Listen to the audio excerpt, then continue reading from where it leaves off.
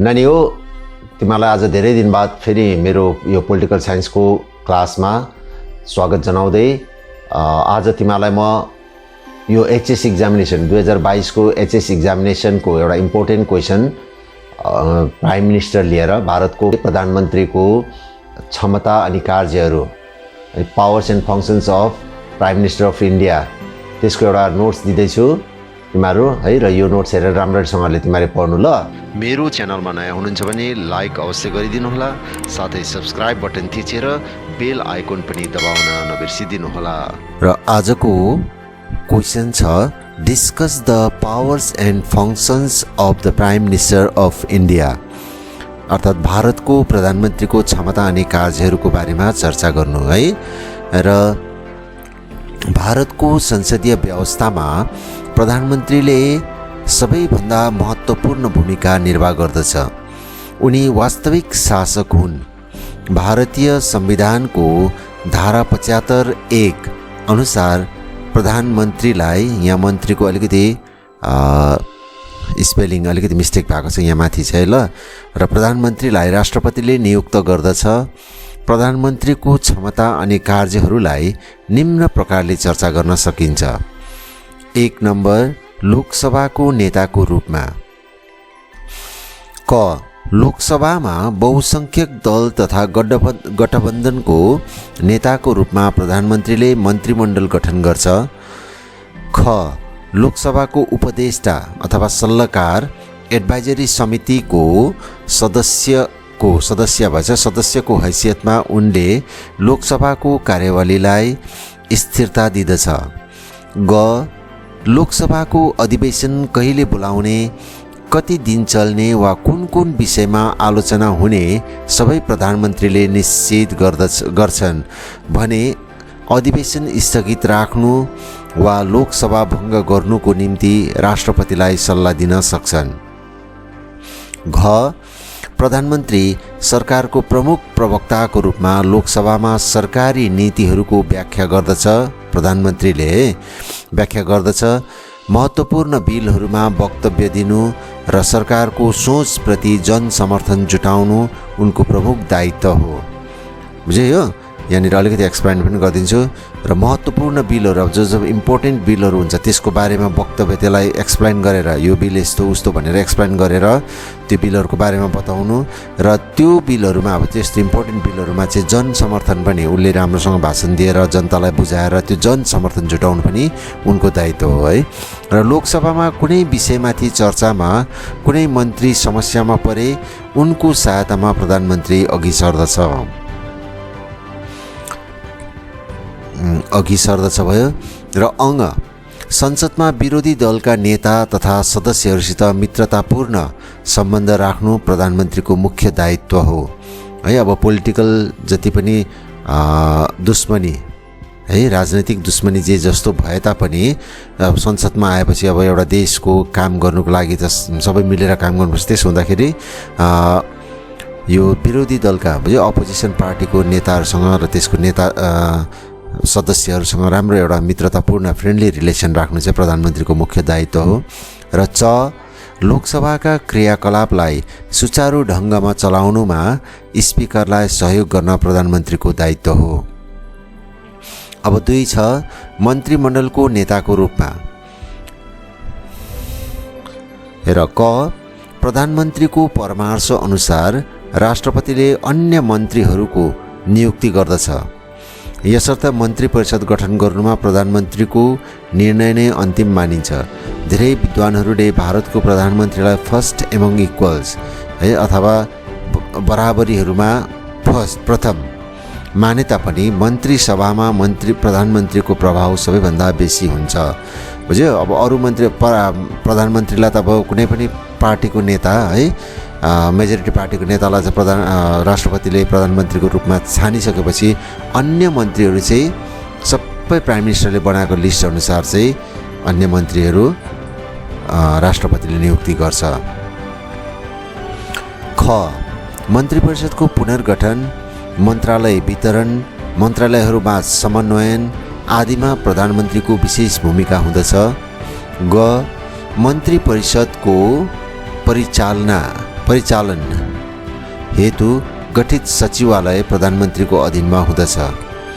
यो सब प्रत्येक अब एउटा मन्त्रालय मिनिस्ट्रीको है एउटा सेक्रेटेरिएट हुन्छ नि सचिवालय, र त्यसको त्यो चाहिँ सबै प्रधानमन्त्रीको अधीनमा हुन्छ। र घ प्रधानमन्त्रीले मन्त्री परिषदका स्थायी तथा अस्थायी समितिहरू गठन गर्दछ भने धेरैजसो समितिहरूको अध्यक्ष स्वयं हुने गर्दछ। प्रत्येक मन्त्रालयमा एक एकवटा स्थायी है र अस्थायी सदस्य समितिहरू गठन गर्छ है, र त्यो प्रधानमन्त्रीले गर्छ भनेदेखि त्यो प्रत्येक समितिको प्राय जसो समितिहरूको चाहिँ अध्यक्ष पनि प्रधानमन्त्री नै हुने गर्दछ। र मन्त्रीमण्डलमा प्रधानमन्त्रीको क्षमता सर्वोपरि हुन्छ। उनले कुनै पनि मन्त्रीलाई पदत्याग गर्न लगाउन सक्छ तथा राष्ट्रपति मार्फत पदच्युत गर्न लगाउँछ। प्रधानमन्त्रीको अप्रिय मन्त्री कहिल्यै पनि मन्त्रालय सम्हालेर बस्न सक्दैन। जो अब यो मन्त्रीमण्डलमा चाहिँ प्रधानमन्त्रीको क्षमता नै सर्वोपरि हुन्छ। उसले कुनै मन्त्रीले ठिकसँग काम नगरेको चाल पायो भनेदेखि त्यो मन्त्रीलाई पदत्याग रिजाइन गर्नु लगाउँछ, अथवा राष्ट्रपतिद्वारा त्यो मन्त्रीलाई निकालिदिनु, उसको आफ्नो पदबाट निकालिदिनु लगाउँछ। र यहाँ चाहिँ के भनेदेखि कुनै पनि मन्त्री चाहिँ प्रधानमन्त्रीलाई मन परेन, त्यो मन्त्रीको काम गराए अथवा फाल्टु कुनै कुरा लिएर मन परेन भनेदेखि त्यो मन्त्रीले चाहिँ मन्त्रालय सम्हालेर बस्न सक्दैन, टिक्दैन त्यहाँनिर मन्त्रालयमा। 3 नम्बर, बहुसङ्ख्यक दल वा गठबन्धनको नेताको रूपमा। क प्रधानमन्त्री बहुसङ्ख्यक दल वा गठबन्धनको नेता भएकोले लोकसभाभित्र औ बाहिर आफ्नो दलको मर्यादालाई बचाइराख्दछ। दल वा गठबन्धनको एकता र सहमति बनाइराख्नु, चुनाव भएछ यहाँ चुनावको समयमा पार्टीले दिएको वचनलाई सरकारी कामकाजमा प्रतिबिम्बित गर्नु र पार्टीको जनप्रियता रक्षा तथा वृद्धि गर्नु प्रधानमन्त्रीको प्रमुख जिम्मेदारी हो है। र बहुसङ्ख्यक अथवा एउटा मेजोरिटी पार्टीको अथवा एउटा कोअलिसन गभर्मेन्ट भन्छ नि, मतलब थुप्रै पार्टीहरू मिलेर गठबन्धन, त्यो सरकारको नेताको रूपमा चाहिँ उसले त्यो गठबन्धन होस् आफ्नो मेजोरिटी पार्टी होस्, त्यो भित्रलाई एउटा समन्वय है कोअर्डिनेसन अथवा त्यसको एकतालाई बनाइराख्नु, त्यो भित्र सहमति बनाइराख्नु है, त्यसको हितलाई पनि बचाइराख्नु, मर्यादालाई बचाइराख्नु। त्यति मात्रै नभएर चुनावको बेलामा जे एउटा पार्टीले वचन दिएको छ, यो गर्छु त्यो गर्छु भनेर जुन चाहिँ वचन दिएको छ त्यसलाई पनि आफ्नो कामकाजहरूमा चाहिँ प्रतिबिम्बित गर्नु, रिफ्लेक्ट गर्नु है। र पार्टीको जनप्रियता रक्षा, जति पनि यसको पपुलारिटी हुन्छ पार्टीको पपुलारिटीलाई एकदम जोगाएर राख्नु अथवा त्यो पपुलारिटीलाई अझै वृद्धि गर्नु, अझै बढाउनु चाहिँ प्रधानमन्त्रीको प्रमुख जिम्मेदारी हो। अब त्यो बाहेक 4 नम्बरमा छ राष्ट्रपतिको प्रमुख सल्लाहकारको रूपमा है। प्रधानमन्त्री राष्ट्रपतिको प्रमुख सल्लाहकार हुन्। राष्ट्रपति र मन्त्रीमण्डल बीचको सम्बन्ध बनाइराख्ने संयोजक हो प्रधानमन्त्री। राष्ट्रपतिले जे जति कामहरू गर्छन् सबै प्रधानमन्त्रीको सल्लाहअनुसार गर्छन्। 42वां औ 44वां संविधान संशोधन अधिनियम अनुसार राष्ट्रपति प्रधानमन्त्रीले दिएको सल्लाह मान्न बाध्य छ है। र अब यहाँनिर अलिक सर्टमा भएको छ, तिमीहरूलाई अब लामो हुन्छ भनेर मैले अलिक यहाँ सर्टमा लेखेको छु।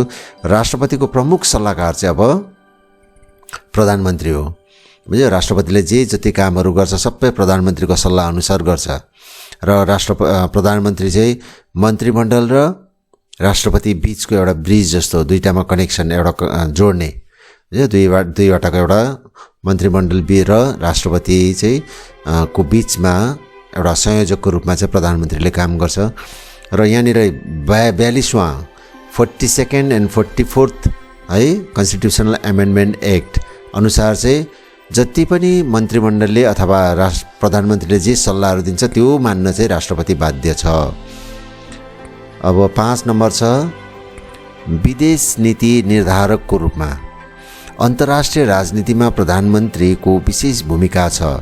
कमनवेल्थ सम्मेलन, युएनको शीर्ष नेताहरूको सम्मेलन, भनौँ असंलग्न राष्ट्रहरूको नेताहरूको सम्मेलन एवं सार्क तथा एसियन जस्ता अन्तर्राष्ट्रिय सम्मेलनहरूमा भारतको प्रतिनिधित्व गर्दै आफ्नो वक्तव्य राख्दछ है। विदेश नीतिको निर्धारकको रूपमा चाहिँ जति पनि अब इन्टरनेसनल भनौँ न है, त्यस्तो जति पनि मञ्चहरूमा चाहिँ आफ्नो कुराहरू राख्नुपर्ने हुन्छ त्यो प्राय प्रधानमन्त्रीले नै राख्छ आफ्नो देशको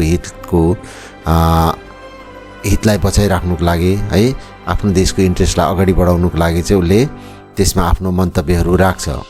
छिमेकी राष्ट्रहरूसितको सम्बन्ध प्रधानमन्त्रीले तय गर्दछ है, कुन चाहिँ राष्ट्र अब आफ्नो दुश्मनी राष्ट्र अथवा मित्र राष्ट्र त्यो सबै प्रधानमन्त्रीले तय गर्छ। कुनै अन्तर्राष्ट्रिय समस्या तथा घटनामा भारतको कस्तो दृष्टि छ प्रधानमन्त्रीले तय गर्दछ भने कुनै व्यक्तिलाई दूतको रूपमा अन्तर्राष्ट्रिय मञ्चमा पठाउन सक्छ। अब 6 नम्बरमा आयो राष्ट्र नेताको रूपमा।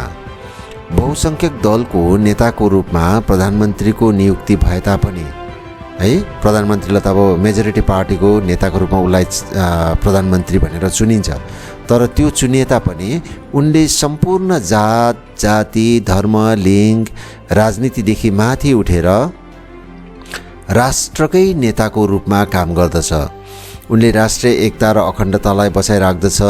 राष्ट्रिय सङ्कटको समयमा राजनैतिक मतभेदलाई भुलेर सम्पूर्ण राष्ट्र नै प्रधानमन्त्रीको साथमा उभिन्छन् भने राष्ट्रिय मुद्दा तथा समस्याहरूको समाधानमा प्रधानमन्त्रीले सम्पूर्ण राष्ट्रको सहमति प्राप्त गर्ने चेष्टा गर्दछ। र यो चाहिँ भयो प्रधानमन्त्रीको पावर्स एन्ड फङ्सन्स है। अब यसको उपसंहार अथवा कन्क्लुजन चाहिँ अन्तमा यो भन्न सकिन्छ कि भारतको संसदीय व्यवस्थामा प्रधानमन्त्रीले खुबै महत्त्वपूर्ण भूमिका निर्वाह गर्दछ। गठबन्धन सञ्चालित सरकारमा प्रधानमन्त्रीको क्षमतामा धेरै सीमाबद्धता भए पनि स्पष्ट बहुमत भएको सरकारमा प्रधानमन्त्रीको अवस्थान खुबै बलियो हुन्छ।